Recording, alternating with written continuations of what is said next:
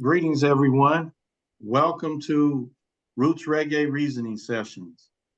I am one of your hosts, Rashaki Maskani, and our other two hosts is Jenje Dennis and Mashariki Ramey.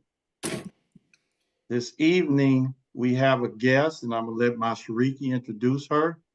And before we do that, I want to just kind of bring everybody up to where we are now. We just started a few months ago.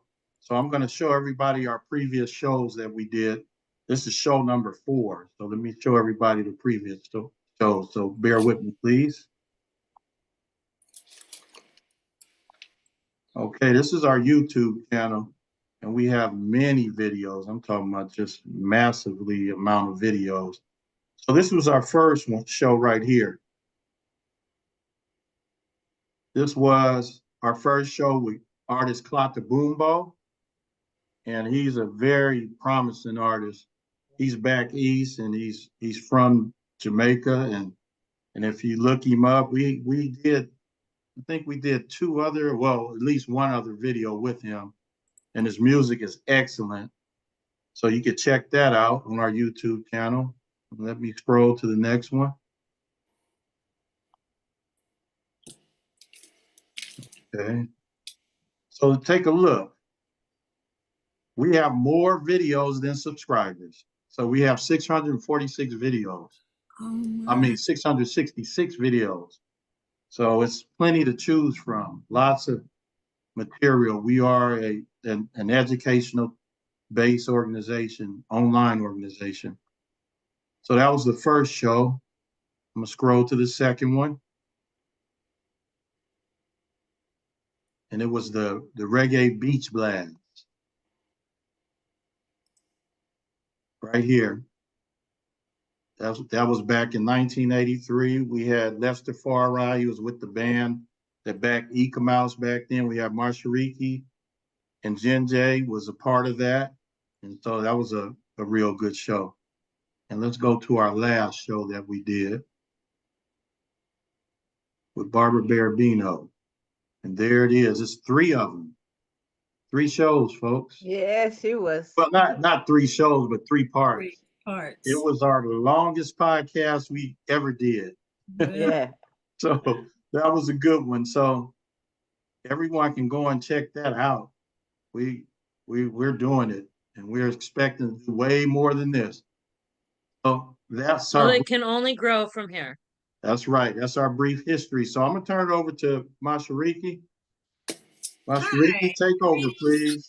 Greetings, everyone. This is another beautiful day in sunny Southern California, and we have the pleasure today of speaking with Marjel McFadden, promoter, manager, businesswoman that has been in the reggae business for 30 years now, which is really an incredible task. I think, to be in any business these days is hard enough, but to be in the reggae business and to be a woman and to be existing for 3 decades, that is a pretty incredible feat.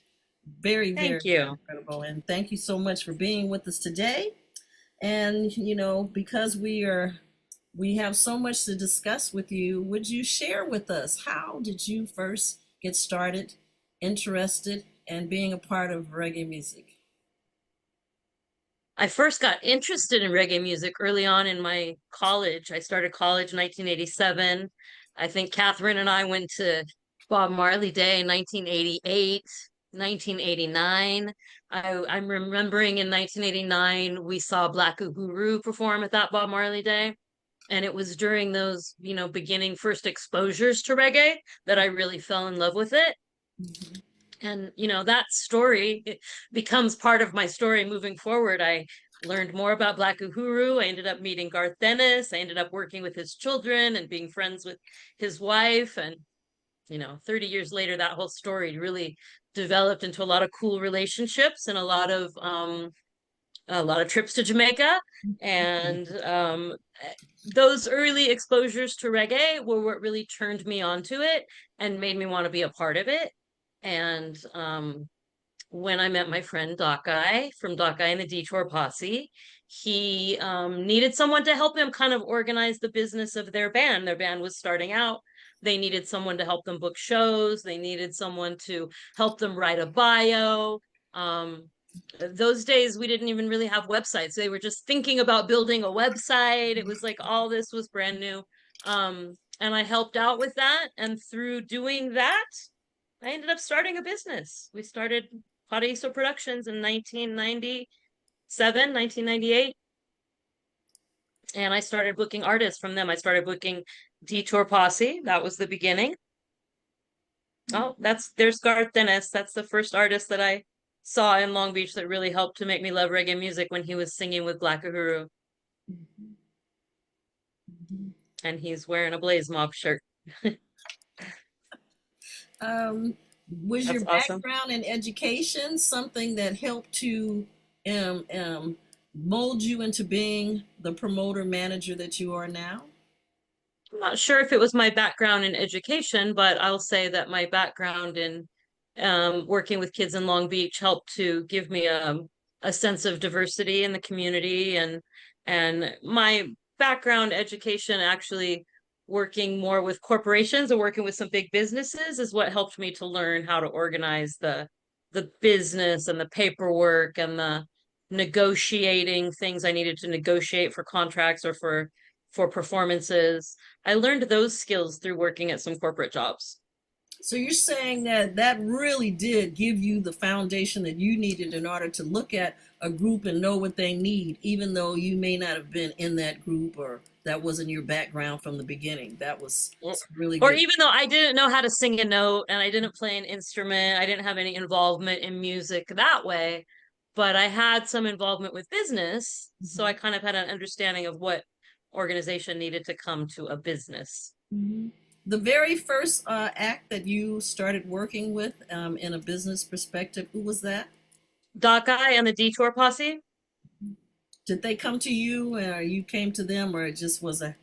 They definitely came to me saying like, hey, we need some help. The first thing was, I think, sending an email to somebody. Could you send an email for us? And that's how it all started. I sent an email, I booked a show, and then I realized I could make a little money doing that. And I could also, go to the show and have fun. And all those things were appealing to me. In doing so, what are some of the other acts that you've worked with over the years? I didn't print out my list that I think you have in front of you. So I help do. me out if I miss somebody. So I'll just ask a question and you tell me. How about that? Okay, cool. Okay. Let's start with Bushman. All right. So I met Bushman in the early 2000s. I met him at one of Barbara Barabino's Bob Marley days. He was an artist that was performing on that show, and he was in need of a studio where he could rehearse with his band while they were on tour. And he needed a studio that could open at 7 o'clock in the morning.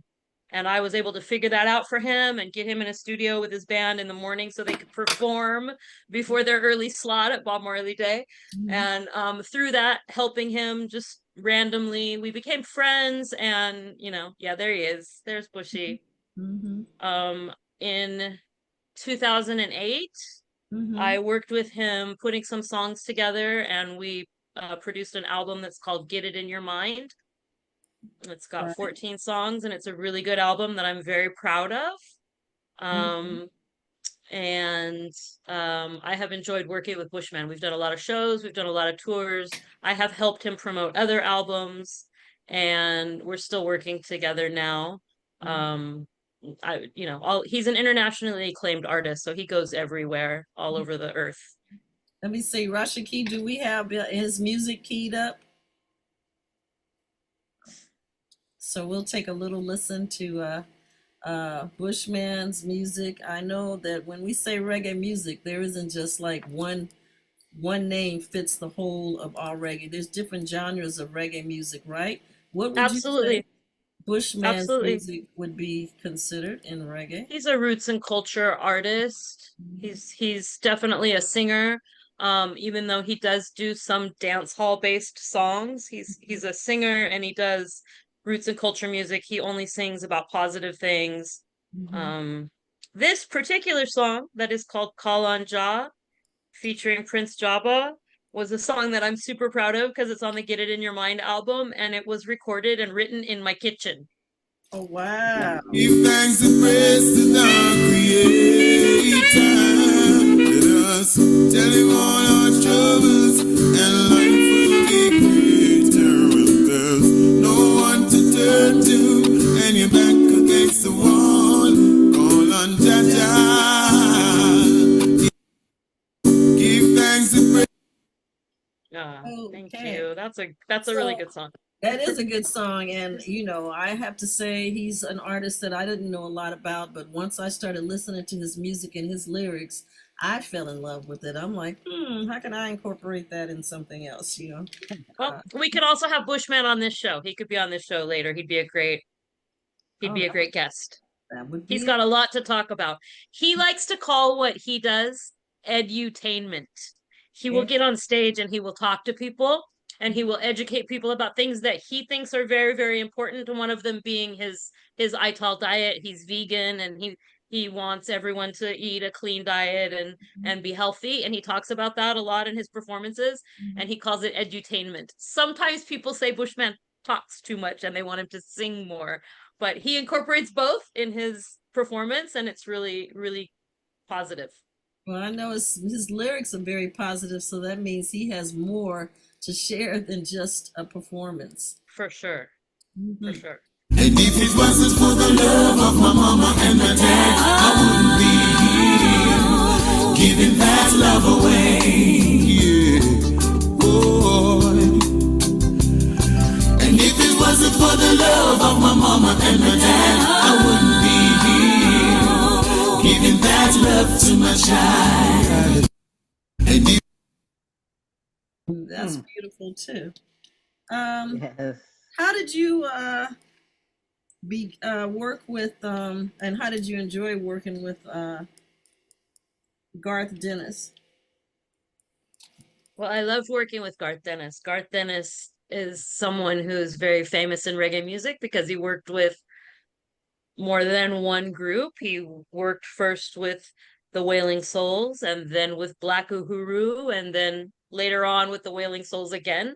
And he grew up in Trenchtown on 3rd Street, where, reggae music history really started and began.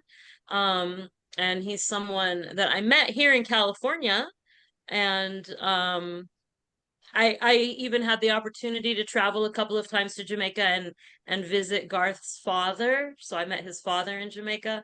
But Garth is someone who is very humble and very kind and very knowledgeable, and also a very conscious artist who only liked to talk about positive things and only say good things. And I met him in Jenje, and I talked about this the other day. It was in the year 2000. I met him at a show in Long Beach where he was not performing, but he was a member of the audience, and he was watching his sons perform.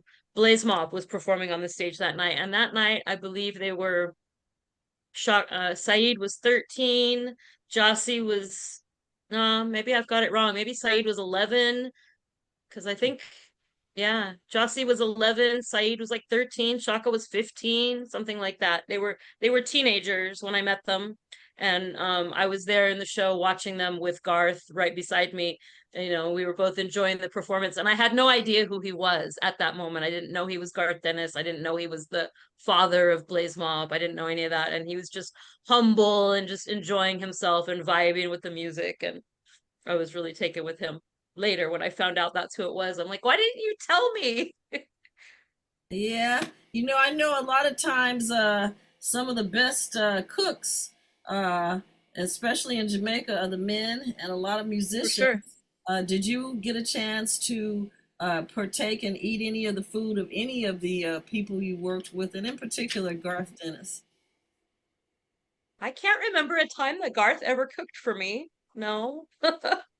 I'll tell you that Bushman has cooked for me, Shinna has cooked for me, and so has Dakai, and they're all great cooks. But see, I was hitting it right. I didn't know that you didn't get a chance to take a part of that, but I have fun stories about Garthy cooking for you. I'd like to hear that not sometime. just cabbage. I mean, my favorite dish for him was cabbage. He really Could make good cabbage. I think he added onions and carrots, but whatever it Right. was, I was always looking forward to eating it. And he had other little things that he could make, but that was my favorite.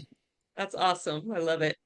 Yes, yes, yes. So, did you do any recording with Blaze Mob and Garth Dennis, or did you have any?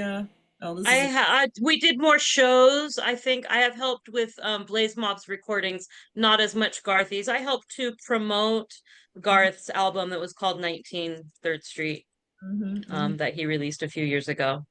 And this picture we're looking at now is Garth Dennis with his sons when they were little. When they were young, yeah. Shaka and Jassy. Wow. That's a happy picture. I love it. Yes, that's a happy picture. He was a very proud father. He was most proud of his sons and their music. He, when I was around, wanted to talk about that more than he ever wanted to talk about himself or his career or his music. He was very interested and looking forward to the future for Blaze Mob all the time. What about Ross Michael and the Sons of Negus?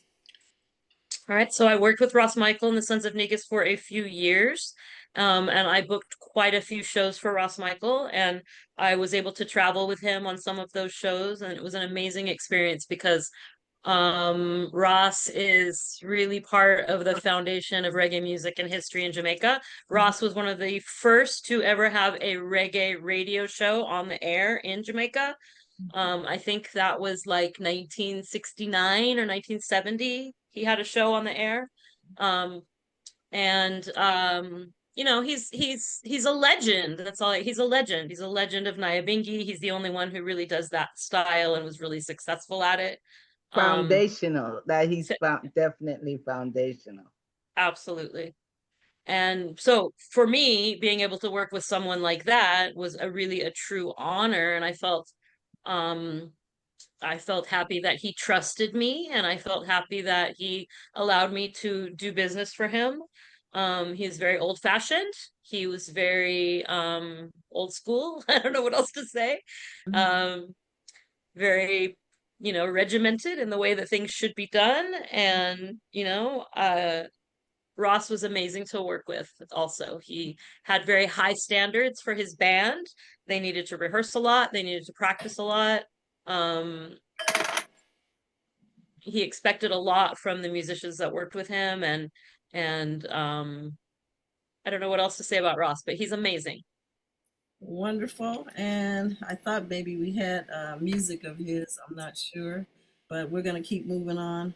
How about Haley Mascal, which we knew him here in Haley LA. Mascal is an artist also from Jamaica who's never really became super famous, but he is a great lyricist and he has great songs. He worked with a band called the Rastafarians that were pretty well known here in California and in Santa Cruz and in California back in the day, in the early days of California reggae. I think Rastafarians I'd like to say that the Rastafarians were so instrumental in laying the foundation of reggae music in Los Angeles. So fundamental, because there were so many. I mean, you had Mascal, you had Shakaman, you had Big Dread, you had I can't remember everybody. Lester, yes, I believe Lester Farai, yes. Did I say Shakaman? Yes, you did. Yes, you did. Yeah, and Shakaman had a store on Slauson. Remember that, Mashariki? I remember him. Oh, was it Slauson? I remember where they had the trampoline and Shakina would be turning flips and practicing gymnastics every day. Yeah, that was West Boulevard. Yes, West. So I don't remember the Slauson. That's part. Around the corner from where Aziz lived. Hi, Aziz. Hi, Aziz. Hi, Aziz. Aziz fell asleep. Wake up, Aziz. I don't know how to chat on this thing. We see you, Aziz. Can you hear me? Yes. Oh, okay. I didn't know. I was just listening. I thought I had to type it in. Hi, y'all. Hi. And Okay, what's I'm his name? sorry. He moved back to Jamaica and had his own studio, light skinned dreadlocks. What was his name? Swalele. Swalele. Lele. Was he part of the Rastafarians too? Yes, I believe so. Okay. So I believe so. this may be a good, excuse me, ladies, this may be a good time to mention our panel here this evening. Aha. We have, I wrote the names down. Is it Carlos and Cathryn? Marco. Marco and Cathryn. All right, we got Marco and Cathryn Starr. Oh, I wrote it. Here it is right in front of my face. And then we have this has been absolutely fabulous. And I would like to say that Bushman was up here at our back house where we are right now, because we have termite tinting on our main house. And he was a long time ago. I don't know what year it was, 2008, something like that. Bushman was up here making some music. And yeah, you're all fabulous. Loving all of this so much. beautiful. And then we have an iPhone person that we don't have a name, but we just mentioned the young lady. It has Lynette on here, but Mashariki and Jenje. That's Aziz. That's Aziz. And then we have Anne Maurice. That's Amaris. Amaris, okay. Amaris. Chico Starr. Whose other name is Chico Starr. He's one of the artists Chico that I work Starr. with. Okay, Yeah. good. Miss Marjel's, There he is. godson. Chico Yeah. Starr. Hey, Hi, oh Chico. my God, it's adorable. And then we have Yeah, Stephanie Jenje. Williams. And then we have Kevin O'Neill that just came on. So that's our panel so far. We might have more coming. Okay, I'll let you guys get back to it. Okay, so All right. moving right along. Another thing I want to say about Haley Mascal is working with him. He really had beautiful harmonies. He really Yes. knew how to hook up the harmonies for the different music. Everybody didn't have that, still don't. And it was always a pleasure even just to hear his music. I haven't heard it in a long time, so it would be great. You know, is he still performing? Yes, Hailey is still performing. I did a show with him in May. We did a Mother's Day show at Ivan's in Laguna Beach, and it was beautiful. And Hailey's married to a lady named Angela. Angela also sings. She's a beautiful singer, and she sang harmonies with him, and it was fabulous. And what I want to say about the Rastafarians is that they only did one album ever that I know of, and they had a long career in music, you know, playing music and doing shows. But they didn't do a whole lot of recording. I think they just caught up in the business of touring and doing their shows and whatever other businesses they did to make money and live. They never got to record very much. But Hailey is an excellent songwriter, and he's got a lot of great lyrics. And we are currently working on a book of his life and a book of his song lyrics that we hope to publish next year. That's wonderful. That is really wonderful. Tell us about Quinto Soul and what you have coming up soon. Yeah, so Quinto Sol is a band from East LA, and they are Chicano, Latino young men who have been playing reggae music for about 30 years. And their band, Quinto Sol, is very well known in Los Angeles and the East LA area. They sing reggae and cumbia, and they fuse different styles and fuse in some Spanish lyrics. And they also do reggae cover tunes. They also do back-in work for artists. They recently did back-in this year for Yellow Man and also for Sister Nancy on a lot of shows. They are excellent musicians. And Don Carlos too. They backed Don Carlos too. Oh, sure. They've backed a lot of artists. They've got a long list of backings that they've done. Just like Detour Posse. They were right behind Detour Posse. Anybody that, you know, Detour couldn't back them, Quinto Sol came along right there and took the show. Anyway, September 18th, we're doing a show with Blaze Mob and Quinto Sol at the Santa Monica Pier. It's a free show. The whole event starts at 3:30 in the afternoon and goes till 10 o'clock at night. The reggae music portion that we're doing will start probably at about 7 o'clock. And so I hope that people can come down to the Santa Monica Pier to hear Blaze Mob and Quinto Sol on Thursday, September 18th. And is there someone else on the show besides the two of them? Did I see another name? Here we go. Here's the flyer. I don't know. I think there's a DJ. Junior and you got to forgive me. I don't have my glasses on. I can't read the name of that DJ, but it's Blaze Mob and Quinto Sol. And I guess it's DJ Junior Francis. Mm-hmm. Yeah. And it looks like they're gonna have a lot of other things going on up there. The Yeah, car show, and activities vendors. for kids, lots of things. So even though the music is not starting till late, there's a lot to do between 3:30 and 7:30, pretty much. Right, right. How about Barrington Levy? So Oh, wait a minute, let's stop. We're gonna hear a little bit of Coulter Soul. Oh, okay, cool.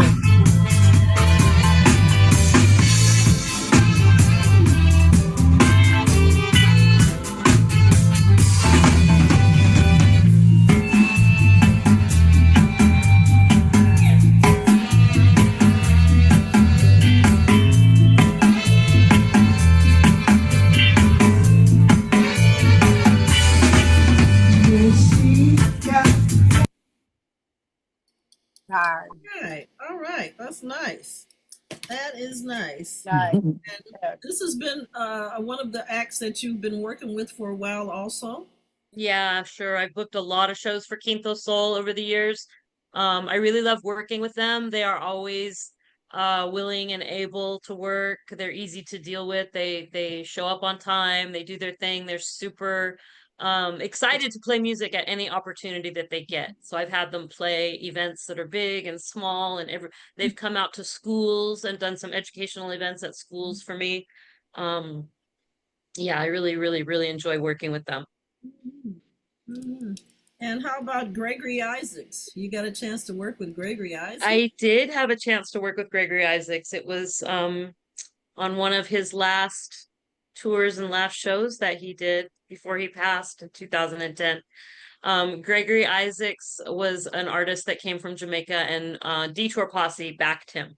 And it was through my relationship with Detour Posse that we got to be hired as the backing band for Gregory, and we did I don't know, 10 or 15 shows with him, and he was always very humble and very kind and very generous with us, and I really loved working with Gregory Isaacs. And again, he was a legend in reggae music from the beginning, so for me it was like super big honor to work with somebody like that. Like I thought he was, you know, some just super famous, got kind of starstruck to meet him, but he wasn't like conceited at all. He was super humble and always really kind and nice and down to earth and just like a regular person. Mm-hmm. Now, a group that I'm not real familiar with is Ginger Roots and the Protectors. Ginger Roots and the Protectors are two young men from San Diego, Chase Brokaw and his brother Spencer. They are singers and songwriters, and they are young, you know, and they have only been doing this for a few years, but they fell in love with reggae music and they started recording and working. And Chase went to Fully Full Woods Reggae Sundays once a few years ago, and participated in a contest that Fully had where people could come up and sing Peter Tosh songs or Bob Marley songs. I forget which one it was. And he sang a song and the audience voted. There were 10 people that competed, and the audience voted that he was the best singer of the day. And so Fully gave him a prize. The prize that he received was to record a song at Fully's studio. And when Chase went into the studio and recorded with Fully, I think Fully really fell in love with Chase's spirit and his songwriting abilities and his vocal capabilities. And he said, man, you're an artist we need to work with some more. And they have now recorded a full album that they're getting ready to release. And Chase went down to Jamaica and stayed with Chinna Smith for a month and really got the infusion of reggae myelitis in his blood that he needs to make a strong impact in the music. And anyway, I've been his booking agent and booking him for a couple of years now. And they're an act that I have high hopes that they're going to do lots of great things. So you mentioned that, you know, they just decided to start playing reggae music a couple of years ago. Were they already playing music of some sort, even though it wasn't reggae prior to this? I mean, were they playing their own instruments, maybe a different Yeah, type sure. Chase plays guitar and his brother Spencer plays percussions. And they were doing that, I believe, since they were young, playing all different kinds of music. But they fell in love with reggae and started recording it just a few years ago. I'm looking forward. They have any, I saw that there was a flyer. Was that a pass? That was a pass flyer that we did, yeah. Okay, nothing coming up soon for them. They perform all the time in San Diego and Encinitas and Solana Beach. They were just this last weekend at Sea Lakes and Huntington Beach. So yeah, they perform a lot and they're at local venues. You can check them out on Instagram and see where they're playing. Sure. How about is it Malaysia? Malaysia. Malaysia. Malaysia is a singer from Jamaica that I have worked with on a few projects. I've helped him promote his album called Dancing Shoes that he put out in 2012 on the Spanish record label that's called Reggae Land. And he's someone that I made friends with actually in Earl Chinna Smith's yard at Inity Yard. Malaysia was a young man who was there hanging out, learning about music and learning how to play his guitar and learning how to be a songwriter.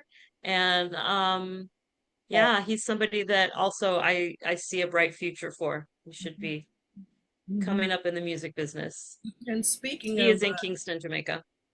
Speaking of Chinna Smith, how did you first begin working with Chinna, and what type of business or music creativity were you able to expound on?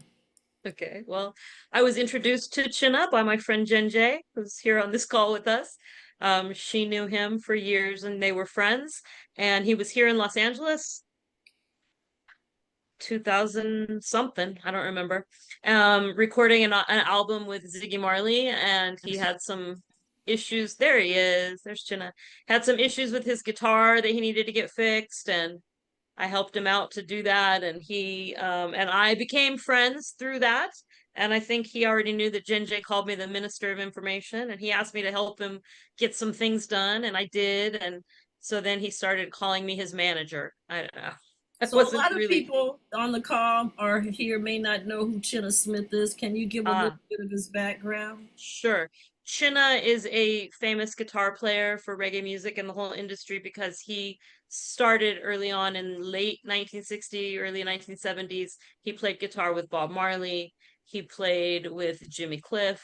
He played with, I don't know, Peter Tosh. He played with Dennis Brown. He played with all the, he's recorded on 75% of the albums that have received Grammys in reggae music over the years. Marjel, yeah. What did was it Rolling Stones that had him down as the guitarist, or the top 100 guitarists or top 200 guitarists? He's in their list. He's in Rolling Stone's list. He's in Guitar Player magazine's list of, you know, top 50 guitar players in the world or something like that. He's amazing. He's got an amazing catalog of music. If you go look him up on any of the websites that list album credits, he's got a list so long we don't have enough paper to print it. Like, it's just it's amazing. It's so, his catalog is so big you just can't even imagine. And he's recorded with artists that are not reggae artists. He recorded Lauryn Hill's Miseducation of Lauryn Hill album that's very famous. He recorded with Amy Winehouse. He recorded with Joss Stone. Gosh, I can't think of, some jazz artists he's recorded with, some country western artists. He's a highly sought after guitar player in Jamaica. When people come down there to record, they want him to go in the studio with them and put his touch on their tracks. And Rashaki, before you play this, he has a current project that this particular song, Homegrown, came out of. Can you talk a little about his home project? In a yard, Sure. So he's recording albums in the yard acoustically, and it's called In a Yard. And he also does something right now that's called the Bingistra, that is a combination of Nyabingi music and he's put an orchestra together to do it. And they feature just a variety of different singers and songwriters, but he's really focused on the natural, authentic sound and the Nyabingi sound, and the acoustic sound more than, plugging in, if that makes sense. Yeah, that makes a lot of sense. My backyard and the public knows it's mine. If you come over to my place, Kingston, Jamaica, I'll give you a taste. Memory won't erase from your mind.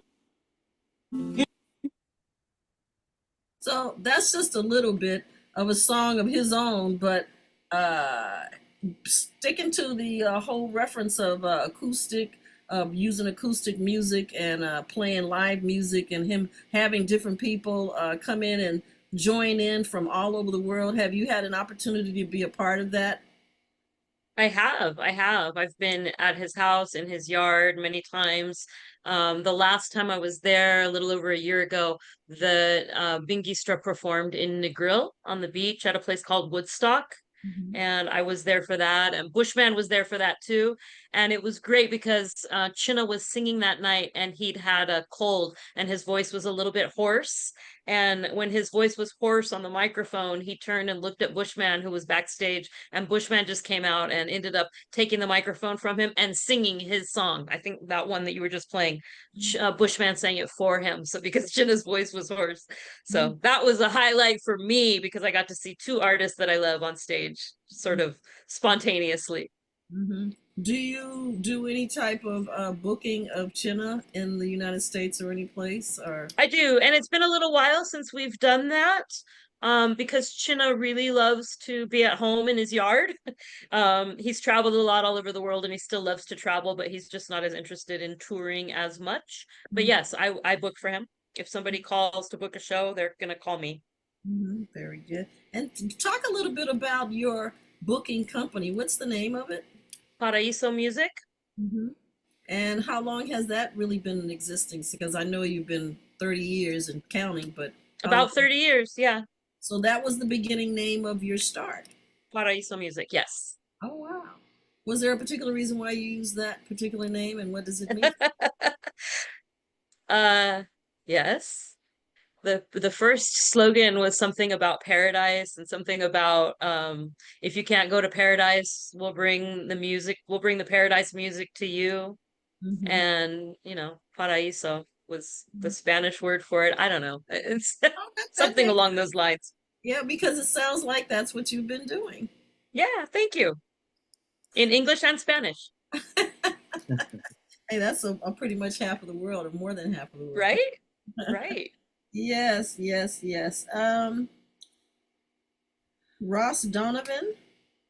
He was known in music as Ross D. Ross D was a Jamaican artist who lived here in California, and I worked with him, booking some shows and helping him promote his musical works. And he passed away in 2015. But he was also an artist and also a chef. You talked about food earlier. He also had a jerk sauce that he made, and I helped him to organize that business and promote his jerk sauce and do some pop-up events for that. And he was someone who also taught me a lot about business and marketing and making an impression on the customers. So I'm grateful. I feel like I learned a little bit of business and a little bit of things to do, and sometimes I learned what not to do through the artists that I work with. Of course. Yeah. Best example in real time. Yep. Okay. Overall, looking at it, I mean, it looks like you don't plan on slowing down in your involvement in the music. Do you have new plans, new adventures besides the Santa Monica Pier on September the 18th? So I booked a series of reggae shows at Ivan's in Laguna Beach over the summer, and I am hoping to book some more shows there for the coming months. I currently make a living working in the cannabis industry, and so it's always my goal to find ways that I can bring reggae music and the cannabis industry together to do. And so I'm finding events where we can book reggae artists at cannabis things. And in California now, because the cannabis industry is so huge, and all the dispensaries are looking to do different things to make them stand out. So I'm approaching dispensaries and brands to find ways where we can have events where we can have more reggae artists. As of right now, are there any venues or large facilities that both can exist legally? There are some outdoor venues, yeah. Is that in Not- LA County? In LA County, I'm not sure. There's one in San Diego. There is a dispensary and a lounge that's called Sessions by the Bay. Mhm. And they haven't had any reggae there yet, but they have had music there. So I am negotiating with them right now to get a reggae night at Sessions by the Bay in San Diego. There are lounges in Palm Springs and in Riverside County, but I'm not aware of any just yet in LA. If you hear of any, let me know because I want to I book don't know. there. Are you familiar with the Woods? I am familiar with the Woods, but they don't do live music. Well, it seemed like, well, I guess they have to have a permit for that, but everything's like that now. Okay. Do you have any favorite wonderful stories you would like to share with us? A moment that you'll just touched your heart. I'm sure there were several, but just one that really stands out. There's one I can talk about right now. Cathryn was with me when it happened, and it was in 1988 when we saw Black Uhuru singing at Bob Marley Day. So memorable. So memorable. They were singing "Free Nelson Mandela." I don't know if that's the name of the song or not. Yeah. Jenje might be able to tell me, but Free Nelson Mandela. It touched our hearts. I remembered it forever. It was so momentous. Right. And powerful. Our African brothers. It was powerful. Where we remembered it. It absolutely touched my heart. Yes. For so sure. That was you would say that was that aha turning point where that it really was. I remember that at that show we bought the Now album. It was probably like a cassette tape or something. I don't even know. It was a cassette, but a cassette tape, and I got a poster with it. I got the Now poster, and I had that on my wall for years in our apartment. And I used to look at it and think about it and remember that concert. And then later in 2000, I got to meet Garth Dennis. And he was that man on that poster on my wall. And so that was like super exciting for me. And speaking of Garth Dennis, I don't think we played any of his music.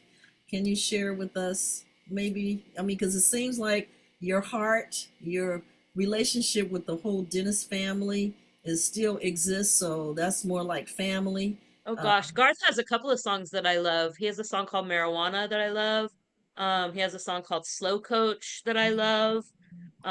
Slow Coach is a song that has a great history too, which I feel like Jenje could talk about it better than I could. Gosh. Anyway, Garth has an album called 19 3rd Street, and I really love that, and I recommend for everybody to listen to that. And there's a great history for 3rd Street in Trenchtown, Jamaica, of all the artists that came from there. Joe Higgs was one of them.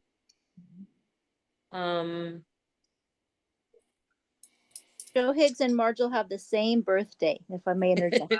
That's true. We do. Wonderful. And I saw that you at one time where you had a reggae TV show on PBS. Can you share a little bit more about my that? friend Rich DeMaio produced a reggae TV show, and the two of us together worked hard to organize it and promote it and get it on PBS, on a PBS station in Riverside County that was called KVCR. And for I don't know, maybe 3 or 4 seasons, we had shows that were being shown on the PBS station out there. That was super exciting. He did 30-minute interviews with artists and little highlighted features, and he needed help meeting the artists and getting the interviews set up, and so I helped him do that. Very proud of it. Right now it's not being shown on PBS anymore, but it is on YouTube. And people can log on to Reggae TV 420 and watch those shows. And there are new shows being produced right now to go up on YouTube also. And that's a project that I was super proud of. So you said they would go to YouTube and just go to Reggae TV 420, the number, and they should be able to pull up some of the past You got shows. it. That's wonderful. That's really wonderful. You were saying you were doing the summer acts and Ivans. Can you give us a little bit, describe how Ivans and Laguna Beach is and the acts that you've been able to bring there? Ivans is a very nice club in Laguna Beach that promotes live music, and it was built by a musician, Ivan, who was very important to him that they had a really good sound system and that they had really good lighting and stage. They have a Hammond organ on the stage that musicians can use, and the reggae artists always seem to love that. And it's also right on PCH. It's got a beautiful view of the ocean. And when you're there at sunset time and you can see the sunset over the ocean right there in Laguna Beach, it's a pretty magical experience. They've got a lovely restaurant attached to it that's called Mozambique. They have fine dining food that's kind of Mediterranean, California cuisine, and it's really good. Their food is excellent. Nice ambiance. It's a great place to go to hear music. They have live music there every night of the week, but on Sundays they do a Trinidadian steel pan from like 3 o'clock to 6 o'clock, and then they do reggae music from 7 to 10 every Sunday night. Is that like with Einstein on steel pan? Einstein is one of the steel pan players that they use, and there's another gentleman also, but Einstein is there every other Sunday. And he's amazing. If you've never seen Einstein, you should come out and check him on a Sunday afternoon. Yes, we look forward to going to see him and maybe having him here. Such a busy. Oh yeah, he'd be a great guest on the show too, sure. Yes, he would. He's a major force in the California reggae community as well. Yes, that's true. Any best moments of, you gave the history of the connection. Once you got involved, there's something, a funny moment, something that, you're in it now and you just had to just take a laugh, a chuckle. I don't know. We've had a lot of funny moments over the years. I can't think of a particular funny moment right now. What I do want to say is that we've talked about all these artists that I've worked with, and one of my most favorite artists and one of the artists that I'm most proud of right now is Chico Starr. And he is my godson, who is from San Pedro, California. He was born in San Pedro, and he's never been to Jamaica yet, but he was exposed to all the artists that I worked with, and he was exposed to all the music that his parents and I listened to, which was a variety of eclectic different sounds. And growing up listening to that, I think has influenced him now to become a musician, to become a producer, to become a singer and a songwriter. And he's put out, I don't know how many songs, a lot of songs in the last few years. And some of them have been really successful. The one that I shared with you is called Up It Back. And I'm super proud of that. And every time I hear it, I can't stop dancing. And we're going to listen to it now. Back it up, back it up, back it up. The body wind up, make it lovely. Back it up, back it up, back it up. Need to build jump, now she want me. Back it up, back it up, back it up. One more cup till I'm nauseous. Back it up, back it up, back it up. All right. And I think Cathryn, that's the proud parents over there. Oh, yeah. Shouts to my mama. She made good son. Woo!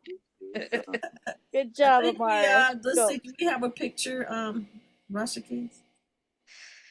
Isn't he here? Oh, yeah, he is here. He's on the call, but I don't know. He's on the call, but he's not showing his face right now. Is he here still? There he is. There he is. All right, live and direct. Uh-oh, you're on mute. I'm here. On mute? There's Chico. Hi, Chico. Hello. Thank you guys for playing it. That was fun. That's awesome. So now we get a chance to ask you a few questions since you were one of the few artists in All right. All right, sounds good. What attracted you or pulled you into reggae music as your way of creativity? Oh man, it's tough, but the first thing that comes to mind is Ninja Man. He had this song called Jamaica Town. It was a Ninja Man song, and it was so crazy. And actually, it's off Spotify now. They took it off, but that one would play like on the reggae music channel, and it was so good. And I had that one on repeat. So I think because I like that kind of like reggae dance hall. I always like the dance hall style stuff. So yeah, that was a lot of fun amongst many other things. But that's just the one that comes to mind immediately. And were you playing an instrument? You play an instrument, right? Yes, I mean, yes, but honestly, like mainly I'm producing. Mainly I'm doing stuff on the computer, doing the production side, and then also like vocals. So I mean, I can play some stuff okay, but I'm not like a whiz at any one instrument. More so, I like the part about putting it together, and then like I'm a fan of like electronic sounds and making stuff sound real. Hey, Chico, can you give us your Jamaican accent? Tell us something you said real good. I give you my, yeah, I'm on. And I can give you my bossa left, bossa right, to bossa left. Oh shoot. Well, thank you so much for sharing your music. It sounds exciting. Much success in your career and endeavors. Thank you very much. If you guys ever want another guest, I'd be more than happy to come on. Sounds great. This is fun watching. You have your band, right? Well, the band is mainly me, but I've got people I collaborate with. Yes, but Okay, it's not anything really consistent. More so, it's me. I'm the band, really. You know. But Okay, then until you go out and collaborations play, happen. until you go out and play live, unless you're gonna just all electronic. He has performed live on the stage with Blaze Mob as his band. Mm-hmm. Oh, okay, okay. Yep. How did you like that? Oh, it was a lot of fun. Yeah, and it was cool to hear the stuff that I'd put together done again with the live band. It gave it so much flavor. It was very fun. Wonderful, wonderful. Well, yeah, we Yeah, look thank forward you to guys. hearing more of what you're doing. Please keep us informed with your reggae music Awesome. endeavors. Sounds good. Sounds good. Thank you guys. Thank you, Marjel. You're welcome. And I don't know, I think we should open up now if anybody wants to ask questions or say something or inquire. I want to reiterate once again that at the Santa Monica Pier on Thursday, September the 18th, starting at 3:30 in the afternoon, ending at 10 p.m., and we'll show the flyer at the end. Marjel's show is being featuring Blaze Mob, DJ Junior Francis, and also Kento Soul. Is that correct? Yep, And you got it. Thank you. they're Thank gonna you have for a that lot of plug, other things. Mashariki. Yeah, they're gonna have a lot of other things. It looks like a car show, vendors. So even though the music doesn't start until 7:30, there's a lot going on Yep. up until that time. And it'll be a beautiful sunset that night right over the pier. Oh, that's right. That's right. And it's free. And it's free. We like free. And kids can come. Kid friendly. That's a big thing too. Children friendly. Bring your children. So I look forward to seeing everybody out there and sharing this to more people. I remember the concerts being out there in Santa Monica, and it's good to know that it still goes on because since COVID, a lot of things have changed. Is Aziz Well- still on the call? Oh, there you are. Aziz, were you singing with Black Uhuru in 1989 when we saw you at Long Beach Arena? Yes, You were, weren't you? yes, you were. Yes, you were. That was a So damn Aziz good was show, part of the too. group that night, and Cathryn and I were blown away by reggae music that night, and now You we're all made a- here today. So You made a very, thank very you, big Aziz. impression. We remember that forever. Thank you so much. Hey, Talk to us. good. Talk to us. I know, Miss Aziz, now that we have you on and asking questions, and can you share a little bit of your participation in reggae with the Wailing Souls and Black Uhuru and so forth and so on? And who are you? Now, see, I didn't even expect to be on here doing all this here. I'm sitting It's up here okay. with a broke leg and pain and hunger. Oh no. Ah, Somebody come take care of you. Leave your number in the chat. yeah, my daughter's sending some food over here for me now. Jenje is the one that's pulled me into reggae. I had no idea about reggae until what's his name, Jenje? When you saw him in New York, McGregor, yeah. Freddie McGregor. McGregor said she just, I gotta turn you on to this. And then after that, it was on and popping, and I was lost and turned out. And JJ always enjoyed my vocals. I didn't know reggae, but I would sing all the time. So she would always want to put me on blast and introduce me to Garty and everybody. And that was the start. She helped lay the foundation because I just like to sing all the time. And so she just put it to good use and introduced me to the brothers, and they liked my voice, that was the audition. And it was great experience, honestly. Even singing with Cincy, the backgrounds and the professionalism of the band, the long rehearsals that we would stop for lunch, take a break, and go right back to rehearsal. That to me is what made Black Uhuru sound so authentic and so good, because we rehearsed and I could have my mind in LA thinking about my kids and not miss a note. So that experience was wonderful. So I bet. I still practice that same discipline when I'm singing with others, that we must rehearse, we must take time, make sure we're blending, and also having a good time and right along with those in the audience.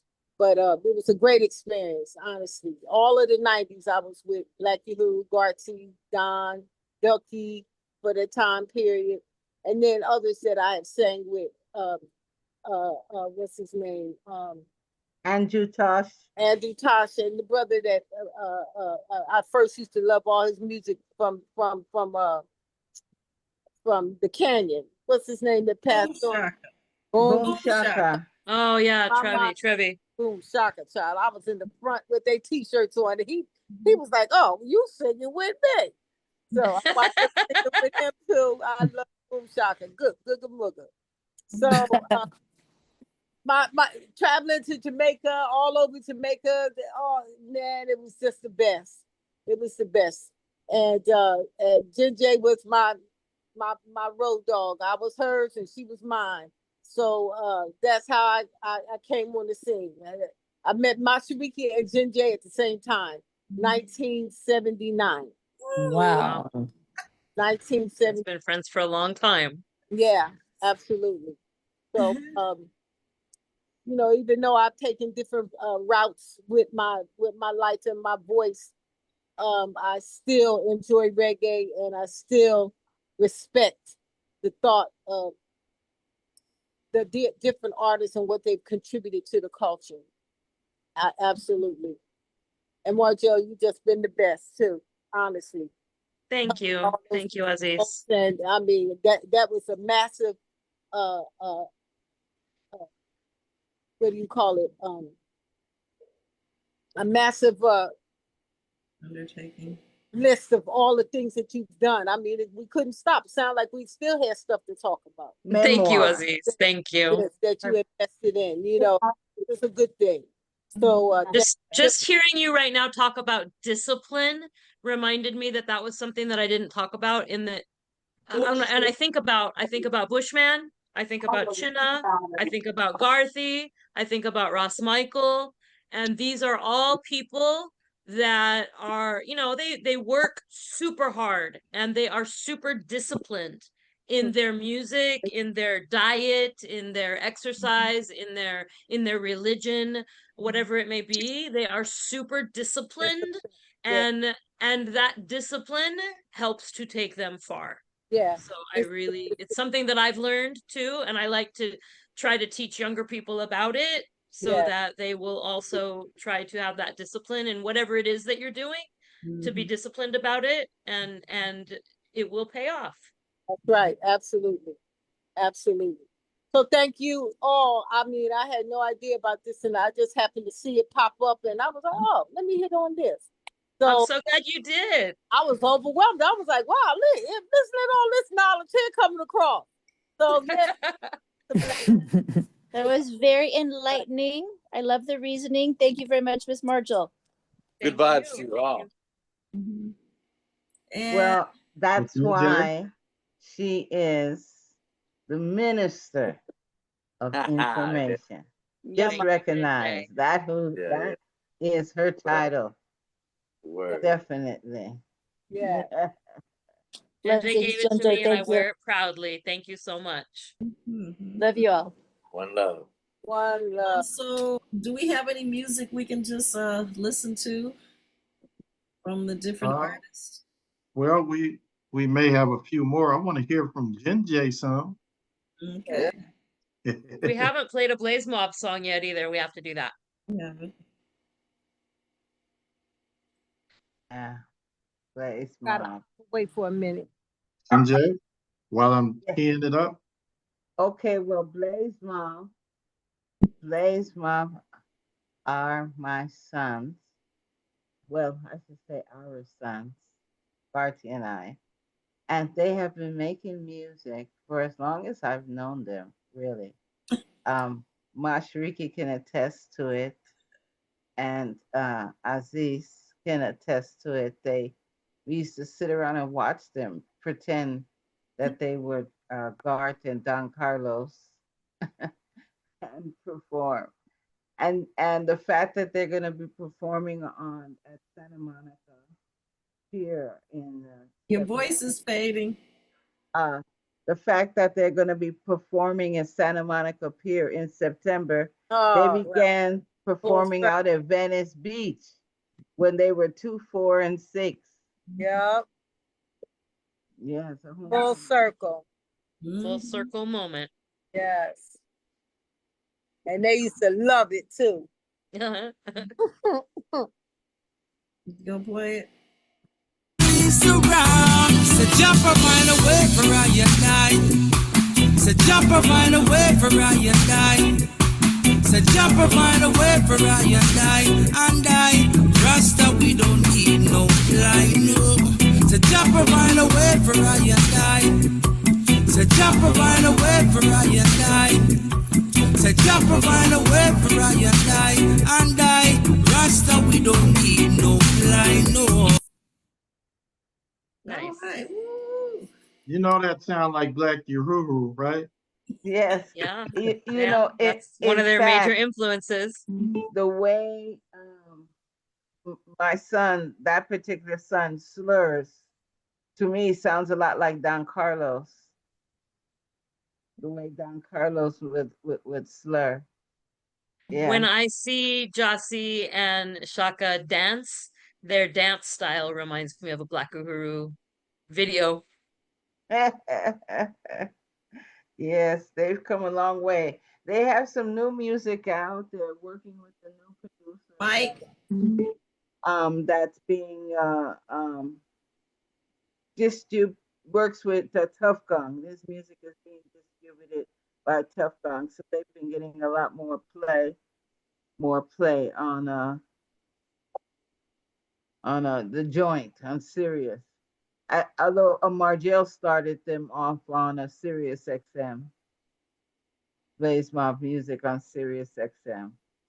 Recently, they've been picked up again. So, we're looking for they're making a joyful noise unto the Lord. It's keeping them earnest, close to their Father, and makes me very proud. Rastafari, yeah. Yeah. Excellent. So you know what? I want to go to the panel. We had a few people leave, but we still have a few here. So let's go to Stephanie Williams. Stephanie, are you unmuted? Yes, I am. Do you And have I've a question or a comment for Marjel? Well, yes. Well, I just have a comment about the show in general. I love reggae music. I was not an avid follower or hadn't been an avid follower, even though I love it and appreciate it and enjoy it. So it was wonderful to be able to listen to the discussion this evening and learn more, about the history and a lot of the musicians that made this genre possible and brought it here to California. So I just want to thank Mashariki for inviting me this evening. I really enjoyed it. Wonderful. And Thank just you to for add, tuning in. Miss Thanks for Stephanie, coming. and also I have another sister on, Miss Queen Shamala. We are part of a writing group called the Saturday Morning Literary Workshop. And we have an anthology book of groups of stories that we've all contributed to that we're pretty much winding down to be able to release it, finish the publishing, printing, and release it for others to share in it. So Stephanie, thank you so much for tuning in. And also Queen, I don't know if you're still with us. So we only have two other people here. So we're looking at Brother Mshinda. Question or comment? He's a part of the Fab Five that's with us almost every time we come on every week. No, I don't have anything. I'm just enjoying the show. Very enlightening and entertaining, and I appreciate it. Thank you guys for sharing tonight. Thanks for coming. And we have Kevin O'Neill. Kevin?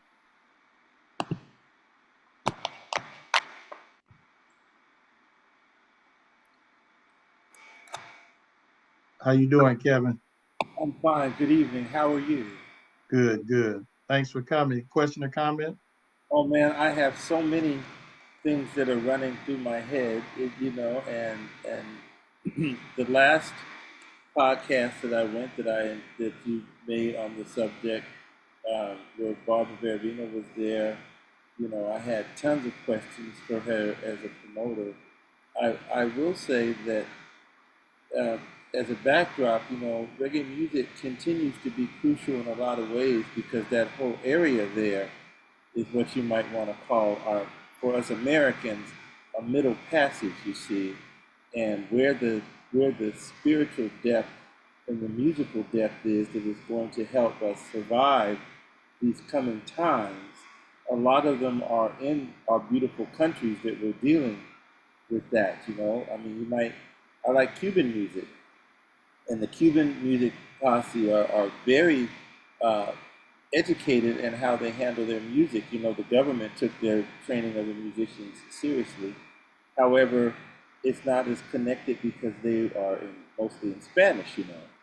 So when we have our beautiful reggae music and we have, the awareness of Jah Rastafari and that to be so strong, it's really wonderful. So really, I have a question for you and some of the people here is, how do you think the teachings or the spirit that is in reggae music that is being, that is still very crucial now, how do you think that's going to help prepare us for the coming times? Because we are in a time in the U.S.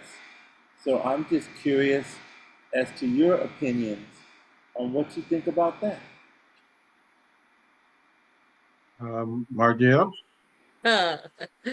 Well, I think about reggae music teaching us themes of things like discipline and themes about things like being self-reliant.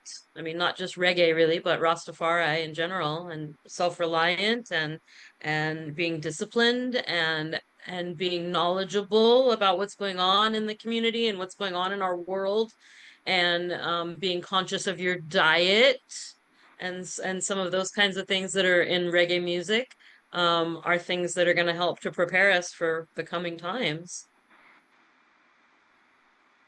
Can I add on to that? Go ahead. Yeah, please. I think that the whole concept of one love in a time that we're living Ah, right now is more important than anything else that's happening right now. That if the masses of the people do not lift up in love in one voice to fight off all of this demonic stuff that's going on, that's the only thing that we have as human beings that we can fight with. We cannot put up guns and weapons and things like that. We would never win that. But coming together with the vibration of love, the frequency of that on such a high level will overcome all of this craziness that I feel we're absolutely. dealing with in the long run. They are trying to divide us, and our one love vibration and our one love community will unite us. And there's unity in that strength. I definitely believe that. I love that you brought that up. Thank you. Thank you, Mashariki. Excellent point. I was just watching a video the other day about regarding reggae music in essence, in specific reggaeton. Now, reggaeton, the essence of it is dancehall music. It's young people. It's not the roots. It's the dancehall. And the themes are the same as the original reggae music, talking about the suffering of the people coming together under the music, dancing, one love, and having a good time. And as I sit and watch this documentary, all the rhythm are dance hall rhythms. It's so interesting because I'm going to have Tony Chin come to be our next guest, and he was Tony Chin with Soul Syndicate set some of the rhythms that they're still listening to today, like the bam bam rhythm with Sister Nancy. Mm-hmm. Did you know that they set that rhythm, Marjel? I did. Mm-hmm. And Sister Nancy just has a documentary that just came out about her. And this is a rhythm they set back in the 60s. What, late 70s, early 80s.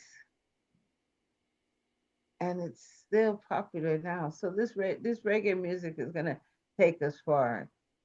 Bob Marley did an interview, and they asked him about reggae music, and he said, "This music is gonna keep going on and going on, and going on until it reaches its right people." And that's what it's gonna do.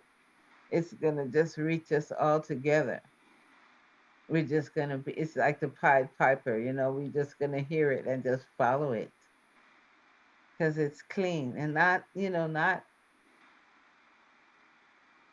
The dance hall is a little different, there's young people, but they got to do their thing too. With the roots, the whole essence of it, of one love. Mm-hmm. Yeah, I know the strength of the roots with that drum and bass and rhythm guitar. It's nothing beautiful than that to me, and I can't stop hearing that.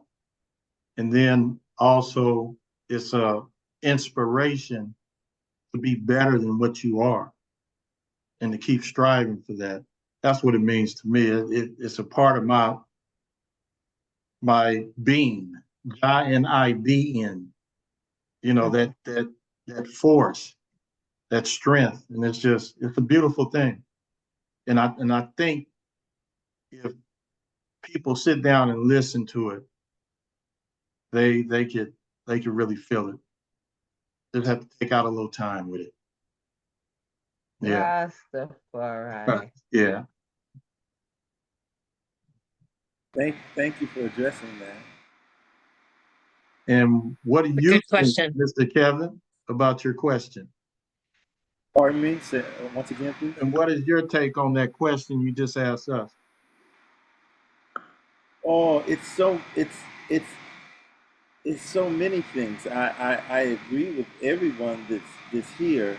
That they bring out. Is multifaceted, like many colors in a rainbow. And you ask, what's your favorite color?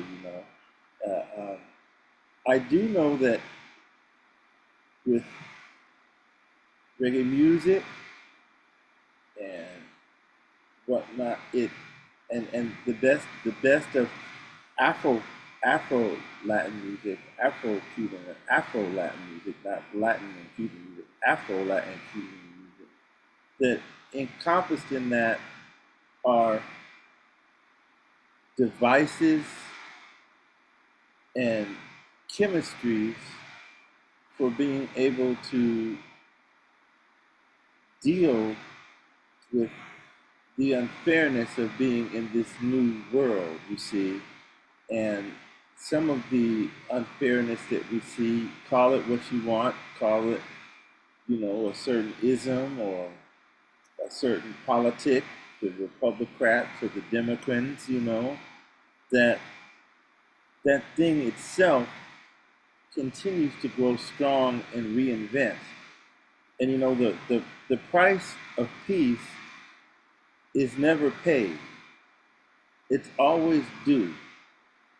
And trying to get above our minds and our spirits, above that, to be able to have our young people have something they can grab onto that is more so connected to that, is crucial.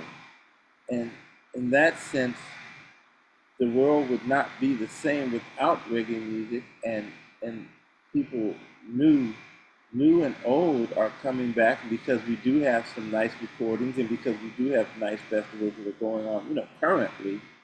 They're going to have some place to turn to for the musical vibrations and the musical spirits that are there. And that's very important. And it's also, if I may, to me, it's very important because we are dealing with so much AI. We are dealing with so much artificial intelligence. And in our music that is made from the bottom up, from, it couldn't have been made without a computer. I always give an example. Let's say, if you like to, if you have a thought that you would combine traditional Palestinian music and musicians with traditional Israeli musicians, if you were to try to put that together in the real, that would not be so easy, especially, messing with people's tradition like that. However, with the use of AI, you're able to sample this and sample that and put them together and then put whatever you want on top of it. It's also tricky, a lot of times with us musician types, we think about, who's going to support us, if we're going to make it, it's going to catch on. And we never mention the names of the actual people, of the actual gangsters. We just think it's success. But there are real people and real systems that are behind it. I have so much respect for someone like Ms. Barbara Bervino being a promoter, and there are many promoters. And what I find is that reggae music, at its best, it somehow remains to be a voice of the people. It's not just a voice of the people who claim to be the machine, but that are behind it for success or failure, that those that are spiritually connected and who are musically connected, they are soldiers, they are warriors, and they keep coming. And that's so important because the price for peace is never paid. So there's always something new that is due, and especially for young people. So I'm just very, very thankful to God that there is reggae music and people continue with it, Well, Sister Marjel, I am so thankful that you really graced us with your time this evening. Well, I'm so grateful to be invited. Thank you. Yeah, looking forward to seeing you at some of the concerts. Me too. Me too. It was very nice to meet you. Yeah. And I thank you, Mashariki, for taking time to talk to me and help me to think about some of these stories that I haven't thought about for a while. And from the list of all the different acts that you work with, we went over everyone except for one, and that was Jamark and the Soul Shakers. And if you don't, could you share? Jamark is an artist who is originally from Jamaica, is born in Jamaica, and he migrated to California, I don't know, in the 80s probably. So he's been in the California reggae scene for a long time with his band, the Soul Shakers. They've recorded a number of albums. They've performed at a lot of events. And I've probably been booking him for about 6 or 7 years. But he's an artist that I have booked a lot at some corporate events and parties and things like that, and people really enjoy his music. It's definitely roots reggae music. He has a 9-piece band with a horn section and backup singers, and they're really powerful. They also played for me at Ivan's this summer, and we are looking forward to more great things with them as well. And as you said, I know Ivan's and Santa Monica Pier and some others. You mentioned corporate gigs. What are those? Oh, so a lot of times, big corporations are having a party for their sales team or a party for an annual Christmas event or something like that. And just because of some connections I've made over the years, I get called for a lot of those events that they want to have a reggae theme or they want to have a reggae party, for some reason. So I get called for, and a lot of people call me for booking weddings. They want to have a reggae band play at their wedding. Joe Mark has done that for me a number of times. So I get called for a lot of things like that because I've put my name on a lot of those lists for wedding event registries and things like that. So it's how we get a lot of work. That's right. That's right. And I think we're going to be able to hear a little bit of Joe Mark and the Soul Shakers now. Bringing the people together with music. Sweet reggae music. Bringing the people together with love.